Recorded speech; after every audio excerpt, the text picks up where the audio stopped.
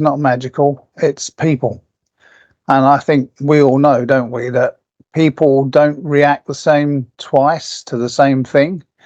I don't know if it's like this in America, but if you buy your wife flowers at the gas station on the way home from work, that might work once, but the second time she's not too impressed. You've got to go to a florist. It really does. So people don't react the same. Physics doesn't apply. They have a memory. They have all these things, and people don't obey the laws of physics.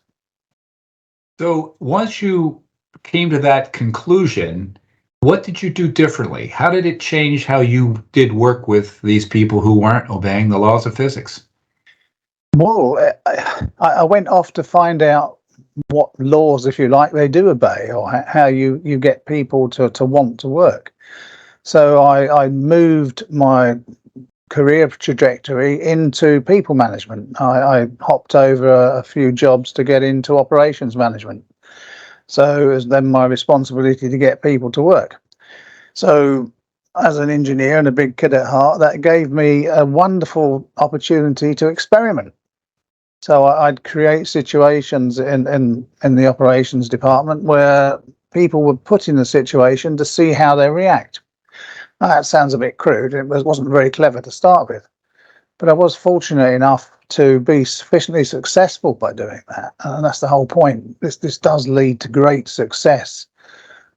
That the company put me through a master's, and I was able to use the data in the factory, data from the factory performance, to do more experiments and get some real numerate data back, which is why money doesn't make much difference, to be honest.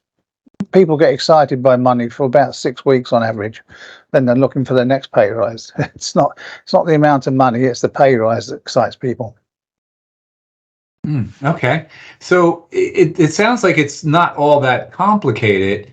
And yet, as we look around, businesses aren't doing what seems to be kind of common sense.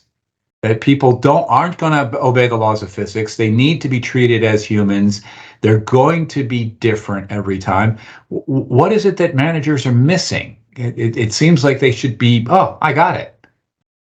Well, there's a great...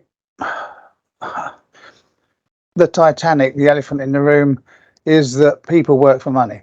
If you look at any management course, if you look at any management consultancy, you'll see people work for money. After all, how else can you expect to manage people by spreadsheet? So you put down what they've produced and then you calculate their pay from that. That doesn't work. So that's why there's a great movement to say that's the way it does. But nobody stops to say that doesn't work. And that's the problem, getting people to stop. The other issue is that people at the top, okay, I can't name names on here, can we? But okay, but there are a few billionaires in the world. Okay, so once you've got your first billion, what are you going to do with the second billion? Come on, life's short. How fast can you spend it? It's a problem. Why do people want to accumulate money? So they want to accumulate money for this reason, I believe, and I'd be very happy if 1 or 2 billionaires could respond. But people want to accumulate because they want more than somebody else. It's a game. Now, if people collected Oreos, or I'm trying to think of an American sweet, but I can't. Oreos works. We have those. Okay.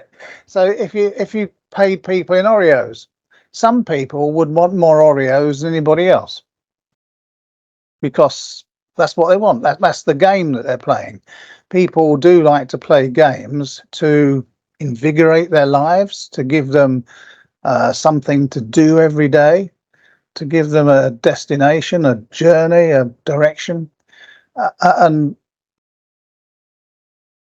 it's a bit sad, really. Why do you want your second billion?